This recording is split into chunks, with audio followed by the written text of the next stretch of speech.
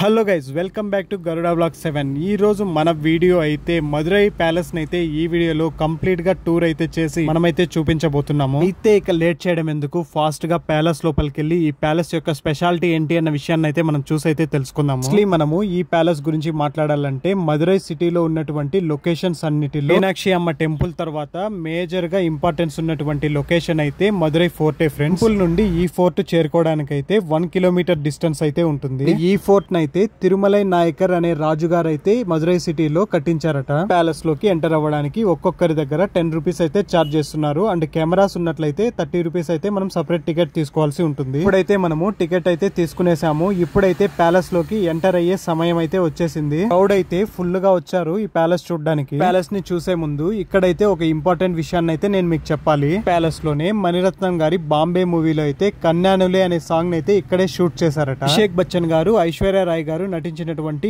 గురు మూవీలోని తేరే బినా అనే సాంగ్ ని కూడా ఇక్కడే షూట్ చేశారట. కాదు, బాగా ఫేమస్ అయినటువంటి విక్రమ్ గారు, త్రిష గారు నటించినటువంటి భీమా మూవీలోని రహస్యపు కలలే అనే సాంగ్ ని కూడా ఇక్కడే షూట్ చేశారంట. 3 సాంగ్స్ లో మీ ఫేవరెట్ సాంగ్ ఏంటి అన్న విషయాన్ని అయితే కామెంట్ చేయండి. ఫైనల్లీ మనమైతే ప్యాలెస్ లోపలికి అయితే ఎంటర్ అయిపోయాము. ఒక్కొక్క పిల్లర్ అయితే చాలా భారీ సైజు లో అయితే ఉన్నాయి ఫ్రెండ్స్ ఈ ప్యాలెస్ లోపల. ప్యాలెస్ యొక్క ఆర్కిటెక్చర్ యొక్క స్పెషాలిటీ ఏంటంటే ప్యాలెస్ ని కన్స్ట్రక్షన్ చేయించినటువంటి తిరుమలై నాయకర్ రాజు గారు అయితే ఇటాలియన్ ఆర్కిటెక్చర్స్ అయితే అప్పట్లో పిలిపించి మన ఇండియన్ ఆర్కిటెక్చర్ కనపడే విధంగా అలాగే ఇటాలియన్ స్టైల్లో ఈ యొక్క ప్యాలెస్ అయితే కంప్లీట్ గా కన్స్ట్రక్షన్ అయితే చేపించారంట. ఇప్పుడైతే మనము ఈ ప్యాలెస్ ని చూస్తూ ఈ యొక్క ప్యాలెస్ యొక్క హిస్టరీని అయితే డిస్కస్ చేద్దాం. ప్యాలెస్ కి మేజర్ అట్రాక్షన్ గా ఉన్నటువంటివి ఏంటంటే ఈ ప్యాలెస్ యొక్క పిల్లర్స్ ఫ్రెండ్స్. పిల్లర్స్ చూడడానికి భారీగా ఉండడమే కాదు, వీటి హైట్ ఎంతో తెలుసా? 82 ఫీట్ హైట్ అయితే ఉన్నాయి. నాయకర్ రాజు అయినటువంటి తిరుమలై నాయకర్ గారు అయితే 1633లో ఈ యొక్క ప్యాలెస్ అయితే నిర్మించారట.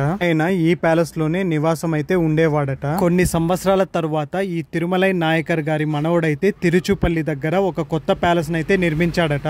కొత్త ప్యాలెస్ ని నిర్మించిన తర్వాత ఈ మదురై ప్యాలెస్ లో ఉన్నటువంటి గోడలకు ఉన్నటువంటి వాల్యుబుల్ స్ట్రక్చర్స్ అన్నిటిని ఆ యొక్క ప్యాలెస్ కి అయితే షిఫ్ట్ చేసేసాడట. తరువాత కొన్ని సంవత్సరాలకంతా ఈ ప్యాలెస్ అయితే చాలా పాతబడిపోయిందని ఇక్కడైతే చెప్తున్నారు. ఈ వాల్స్ పైన కనిపిస్తున్నటువంటి ఔటర్ లుక్ అంతా తరువాత రెనోవేట్ చేసినదే. నాయకర్లు మదురైని పరిపాలించేటప్పుడు ఇక్కడికి పోర్చుగీస్ వారు, డచ్ వారు మరియు యూరోపియన్ కంట్రీస్ వారు ఇక్కడికైతే వచ్చేవారట. ఇలా బ్రిటిష్ వాళ్ళు, ఫారినర్స్ అంతా ఇక్కడ రావడానికి గల రీజన్ అంటే ఇండియాలోనే మదురై ఒకప్పుడైతే ఒక బిజినెస్ సెంటర్ గా అయితే ఉండేదట. సో అప్పుడైతే ఇక్కడ different business and trade activities అయితే చాలా గొప్పగా జరిగేటివట. ఇప్పటికీ ఇండియాలో పురాతన సిటీస్ లో మదురై సిటీ ఒకటి అని అయితే చెప్పవచ్చు. ఇప్పుడైతే మనము మన వీడియోలో 400 ఇయర్స్ బ్యాక్ వాడినటువంటి రాజ సింహాసనాన్ని అయితే ఇప్పుడు మనం చూస్తున్నాము. సింహాసనంలో కూర్చొని నాయకర్ రాజులు అయితే మదురై సిటీని అయితే పరిపాలించారు. ఈ ప్లేస్ లో రాజుగారు కూర్చుంటే ఈ చుట్టుపక్కల ఉన్నటువంటి ప్లేస్ లో అంతా వారి స్టాఫ్ అయితే ఉండేవారంట.